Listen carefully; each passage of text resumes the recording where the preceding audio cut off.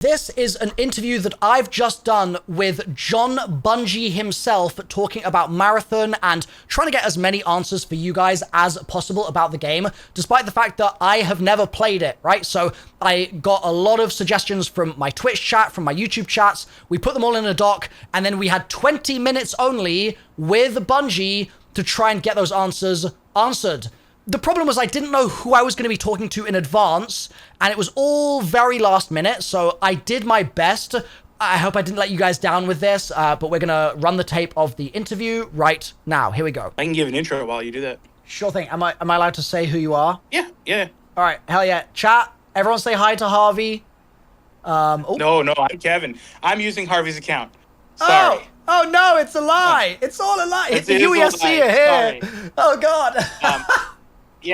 So my name is Kevin Giannis. I'm a senior Okay. design lead here at Bungie. I am the lead of the runner team. I've been here for 12 years. Okay. I was previously the combat design lead on D2. And, runner team is the team that makes the runners and the core movement, the core controls, implants, cores, backpacks, and faction upgrades. Okay. Sweet. Wow. There's a lot within that umbrella. Just to confirm before we get into it, we have 20 minutes. Is that right? Yep. Okay, hell yeah. So I'd love to start with giving you a little bit of context about just the last sort of like 2 weeks. I've been losing my mind over the ARG, everything that you guys have done with that. It's been so phenomenal. And so I want to spend like 2 minutes talking about that. I want to spend maybe like 3 or 4 minutes talking about some stuff relevant to my usual content on my channel. And then I've got like some random rapid fire bits and pieces all over the place that we can go through. Does that sound like a good itinerary? Sounds great. Hell yeah. So just to start with, I expect this ARG has been in development for a really long time, right? And like as someone that's a fan of the medium, this is maybe the best one I've ever seen. And I'm not saying that just to like glaze. Like it's really been incredible. What's the studio kind of vibe been like, seeing everybody losing their minds, going insane while it's all been unfolding? Because you're probably waiting to show off all of the runners that you've designed and all of the cool stuff in the game, and then I'm out here being like, chat, realign the satellites. So how's that been for you guys? Yeah, honestly, it's been incredible. The team who put this together, they've been planning it for, I'd say, about half a year. Yeah. They've done an incredible job. Me as the runner team lead and the runner team in general, we've been watching your streams. We've been watching everybody get together. I was there when you guys decoded the Save the Date video. I was really excited about that. I saw I saw your video on Twitter with the music where you were throwing it down. Oh no! It's been pretty revitalizing. The team has been working really, really hard on this for a long time, frankly, in the shadows, so that we could have a day like today and we could have the ARG hit the way we wanted it to. So finally being able to watch people take this all in and respond positively to it, frankly, has been a shot in the arm and of lifeblood. Hell yeah. Sweet. So does that mean, would it be fair to say, based on the reception and the way the community's sort of gotten involved, like, is there anything you can say about future puzzly interactions with the community? Because, and just one extra additional point on this, there's been a lot of people since the Vidoc stuff, like last year, or maybe even sort of earlier in the rumblings of Marathon coming back. There's been a lot of people saying, yeah, Bungie's going to be like focused on player choice. And in like 2023, it's like, okay, we're going to be getting players involved in a really meaningful way. But then I think the community's kind of run with that and dreamed up all of these imaginary things of like, they're going to do this and they're going to do that. They're going to do an ARG every season. They're going to do an ARG every weekend. Like, people are going nuts, right? As I'm encouraging, of course. But is there anything that you can say about what your intentions are going forward in that department or with player interactions beyond just sort of the regular gameplay in mind? Honestly, there's not much I can say about it. I'm not the person to ask about that. Fair. Well, whoever the person is, tell them I need more. That's pass on a message from me. Like you I have think my they've heard it approval. loud and clear. Oh hell yeah! Okay, that's great news. As long as that's been heard, my work here is done. So moving on from the ARG stuff, my channel content for the last 16 years, I've been doing this a really long time, I'm an old man, is it's always been focused on Call of Duty Zombies, and in Zombies, we have a variety of things that are sort of either Destiny adjacent, like Destiny has its raids, we've got our Easter eggs, sort of parallels with one another, sort of. But the Easter egg hunts and that element of discovery is a really big deal in the Zombies community. And so when I look at any new game, I'm always keen to be like, okay, on the grand scale, is there like a raid-like experience? Is there an Easter egg-like experience? And then also on the small scale, what kind of small little secrets and tidbits and unlocks might be sort of threaded through the different maps that you guys are going to be bringing to us on launch? So maybe starting with the grand, I've heard that there's going to be some kind of Easter eggy big stuff, but I don't know what that is. Can you elaborate? They wouldn't be secrets if I told you. But They yeah, would. we're definitely, for sure, doing secrets on our maps. We are going to have aspirational maps and adjacent experiences. We can't talk too deeply about that today because we want you guys to discover it. It's not as cool as if we talk about it. Sure. Okay, so I guess I'm going to probe with one further question on that point. Obviously, you can't say what you can't say, so that's fine. But is it the sort of thing that you would say, like, should I be thinking, right, I need a world first team set up day one to go into this map, ignore all the other players, and, like, look for scraps of paper on the ground, and then, like, open a secret bookshelf? Like, is there, like, that kind of energy or intended energy from you guys, or is it gonna sort of filter out to be a little different, would you say? It's not necessarily as transferable in the same regards. It's not the same parallel, but Okay. yeah, there's I think stuff that is adjacent. Okay, you're cooking on something. All right, sounds good. So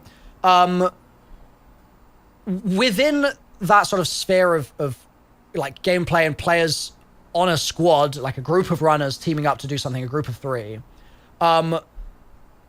is there ever a world that you can foresee where people would spawn in and, like, for example, in an experience like DMZ from Modern Warfare 2, you can add people to your squad, right? So you can end up going from a squad of 3 to a squad of 6. And if you're trying to do some kind of larger objective, that might be a really good thing to do to take down the big bad, right? Is there any kind of intention or similar thing in this game where you're going to go from 3 to 4, even just 4 players, and try and take down some kind of larger quest? Are you going to encourage people to kind of team up and play with the lines of who's on what side, or is that not sort of something that's a major focus right now? No, we're not doing the ability to form platoons in this game. You know, we want to keep it to Cruiser 3. We want to keep the world feeling hostile.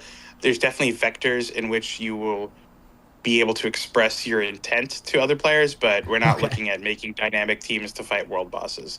And if said encounters were to exist, we think it's more interesting if the complications are also the players. Right. Okay. So if there is some kind of special thing that I'm trying to take down, I also have to be watching my back the whole time. Right. That's I think I prefer it that way around. So that's cool. I've got a couple rapid fire random questions now for you in all sorts of different domains. And then we can also do some runner specific stuff. That would be awesome. So, one, can you tell me anything about the anti-cheat intentions right now? Because that's obviously a hot topic in this sort of game. Is there anything that you're able to share?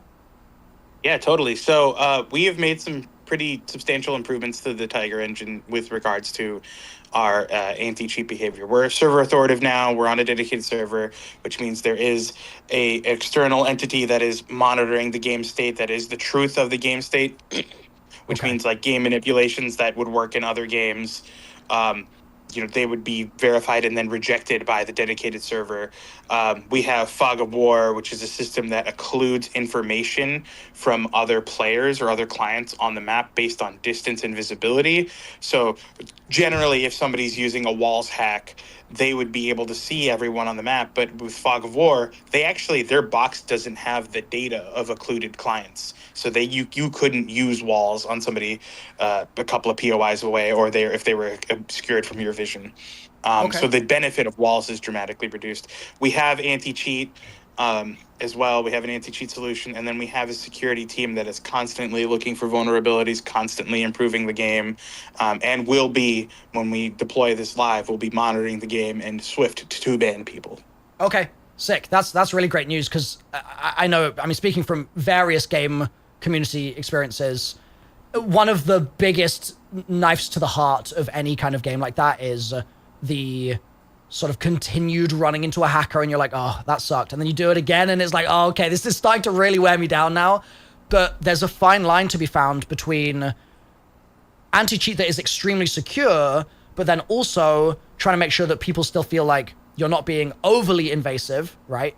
Correct. So is there... are you going to be doing kernel level stuff? Is there a plan for how you're going to kind of navigate that fine line, that balance? Yeah, we're not doing kernel level anti-cheat on this project. Okay, so it's all based on the fact that you've got that dedicated server and the changes that you made to the engine that make it sort of super tuned in. That's dedicated server, Fog of War, and we do have anti-cheat. It's just not kernel level. Yes. Okay. Sick. Amazing. Thank you.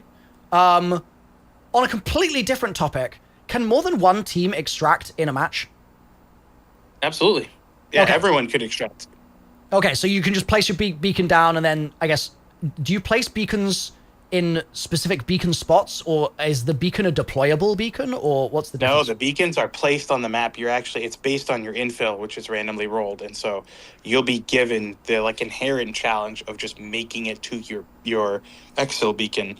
There are also other exfil beacons that will spawn on the map as guarded exfils, and these will summon a UESC squad when you use them. They're for everyone. Okay. They might be in more favorable positions, but you are required to fight a squad to get out or hide from them until the timer is ready for you.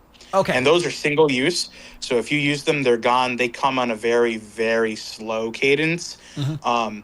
I was telling Pirate Software this, but when I play, sometimes like to light off the guarded exfil, not just the bait players, but then I leave. Yeah. And when that exfil disappears, that squad stays around. So I've just made that area more dangerous. Right. Just giving them a really rough time for no reason. I love it. On that same note as well, when you're spawning in with I think you are referring to it as faction sponsoring. Is that right? The sponsored runs that you can do? Kid. Yeah. With those, will you spawn in sync with the start points of everyone else in the match, or will you start delayed 5 minutes into the game or something like that? Or is it all at once, even if you're sponsored? It's all at once. It's a session, so everyone comes in at the same time. The world state is clean for everyone at the same time. We think it's really important that you're able to parse the world state based on runner actions. If you find bodies, broken glass, open doors, looted containers, that tells the story that someone's been here, and also starts to paint the path of where they may have routed to, where they may have routed from, and you can start to make informed decisions. Maybe you're hunting a squad. Maybe you want nothing to do with that, and you want to go the opposite direction. Yeah. And to achieve that, it's really important that the world state is in sync for everyone. So when you get a sponsored kit, we're giving you an assortment of stuff that puts you on a semi-equal footing, or at least the ability to earn more equal footing, right? We're not going to make you go on knife runs because that's pretty miserable, we think. Right. And of course, through progression, you're able to actually improve the contents of that sponsored kit. Sick. Okay, cool. And so once you've made some successful extractions, you've taken some loot out to orbit or whatever it's going to end up being called, are you able, through the vendor system in orbit, are you able to sell to other players? No. Okay. So there's no interplayer trading whatsoever in orbit, or is it just no selling stuff to other players? There's no interplayer trading in orbit. You're able to bring stuff in for your friends, like a gun or some medical items. but they're considered borrowed. And so if your friend doesn't have guns, maybe you want to have him test drive a gun, or maybe he needs backpack space, it's considered borrowed for the duration of that run. And if they exfil with it, it'll be returned to you. So there Oh, is a way for you to give stuff to your friends to help them out if you're maybe more rich than they are. cool. Okay. That's going to be helpful for chat giving me things to borrow so that I'm not doing the naked runs, because I feel like I'm going to be on my ass quite a bit in this game. That actually is a point I wanted to bring up. For those consecutive runs, first of all, like, what are the main things, like the main, let's say, like 2 or 3 things that you're going to notice as being totally different run to run in this? Obviously, assuming you're playing on the same map, different maps would be an obvious one. But is it like you spawn in and the main thing you're going to fixate on is just doing a new contract? Or is there an element of, well, actually, in this match, we've got a really rare event that's happening, so we're going to tunnel vision on that instead? Like, how does that kind of evaluation of your plan change run to run? Honestly, a bunch of those, right? Because contracts give you a macro level of context of what you want to achieve. Your team has equal different things, and so you can obviously work with them, help them out. Your infill is going to be different. Your exfil is going to be different, and then there's things on the map to do. I'm not talking too much about them. We want people to see them and discover them through the footage released. But there's things to take on. There's a thing that's always present, which is the profit opportunity that it changes its location. The idea is like you're rerouting USEC cargo supplies to then rob them and exfil it out, and that the locations, the POIs that takes you is different each run. And then there's an assortment of things to engage with on the map that change from run to run. And then of course we have the time of day and weather systems. So you might have sunny and clear skies one run, you might have stormy and torrential another. Okay, sweet. Now for some super rapid fire stuff. Number 1, is there friendly fire? No. Okay. Number 2, is there a social hub, like a Tarkov hideout type situation? No. Okay. Is there prox chat? No. Okay. Are there like consecutive exfil rewards, like we've seen in DMZ? You like exfil 10 times, you sort of get rewards as you go, and then maybe that unlocks like a quest after you do the 10 in a row? Exfil streaks we're not doing. Okay, got you. The spawns, are they fixed spawns, or are they like actually, like you could genuinely spawn anywhere on the match or on the map? There are an assortment of placed spawns, but there are more than the amount of teams. So the idea is there to add variance to your infills. Okay, 100%. Are there containers to save loot even if you don't exfil, like a secure container stash type situation? No secure containers, at the very least in alpha. Okay, perfect. Do exotics have unique... well, I think they're just called gold weapons, right, in this so far, maybe? Do those gold weapons have unique abilities? Like, how much of the... And you can elaborate on this a little if you like, but how much are the weapons the characters, I suppose, in this? In the same way that in Destiny, like, the weapon character really sort of speaks to you through its abilities. To what extent are you going in that direction versus saying, actually, we want all the weapons to sort of feel fairly related to their archetype? Like, if it's a sniper, it's a sniper, but it's then about how the runner is designed that then gives you that kind of difference in expression and the modifications you make on the runner and stuff. So every gold thing that we build that is a socketable has a unique behavior. Gold implants, gold cores, gold backpacks, including gold attachments. And those gold attachments for weapons specifically do change up weapon behaviors in a very exotic-like fashion. Okay. We're not talking about what those are today. I don't want to spoil that for you guys, and I certainly don't want to misspeak for someone because I know they're still rapidly tinkering and iterating on that stuff. Yep. So I'll speak to one that is in alpha. For instance, like the gold cores, for instance, those are hero specific. And you heard a little bit about that from Andrew on the stream, but we have one for Glitch that turns her double jump into a triple jump. Yep. We have gold implants that when you like land from a really high place, create an explosion, or when you slide, you don't build heat from sprinting for a short duration. And there's a gold backpack in the game that I want to tell you what it does, but I feel like it'll be better if you discover it. Okay, cool. I'll give you, it's called a sneak pack. Ooh, okay. I look forward to that. That reminds me, to pivot real quick. There's one question that chat really wanted me to ask you. Is there anything in the game that you think nobody else will have asked about because there's a lot of interviews happening, or no one else will have like picked up from the reveal, but that you personally are really excited about? Like, are there any little niche little secrets that you can dig up for us here? Spill the burgers. Oh, I'm not spilling any burgers, but yes, I believe there are unique things that people haven't talked about or seen or thought about yet. And I'm excited for you guys to see them, Okay. play them. Sounds good. Well, that pretty much brings us to time. Maybe we've got like 10 seconds left. Can I get one more question in here? Let's see. What at Endgame? Once you've like basically done all those contracts, what sort of stuff do you expect the player to be grinding for at that point? Yeah, totally. There's a rated mode that is going to, I think that's going to be a lot of engagement for endgame players, and then the ever-present danger of PvP. So is that a ranked mode, the rated mode? Correct. Yeah. Oh, I didn't even know that was I hadn't seen that mentioned. So hell yeah. Okay, cool. So rated will be separate to the the normal queue is just the three-man squad fill where you can turn squad fill on or off. Is that right? That's correct. Okay, and then you'll get rated later on once you're sort of like higher Your rating ranked. is only for the rated mode. We'll matchmake you differently, and we're not talking about how yet. Okay. For unrated, we're matching you off of we're getting you your crew first, and then we're going to match you off of like kind of time invested. It's not skill-based matchmaking. It's not there to ensure a specific exfil or win rate or anything like that. It is mostly just a macro system to make sure that day one, little Timmy doesn't go against you and Scarrow, who have thousands of hours. Okay, because I know for a fact that Timmy would be taking me down, so you got to protect me from Timmy. Okay, very last thing I'll just very quickly ask is aim assist. Any thoughts on whether keyboard and mouse is going to be on the same sort of footing as controller? They're different. They're different input methods. We're treating them very differently. They have different solutions for be it aim assist or magnetism, friction, whatever you want to call it there.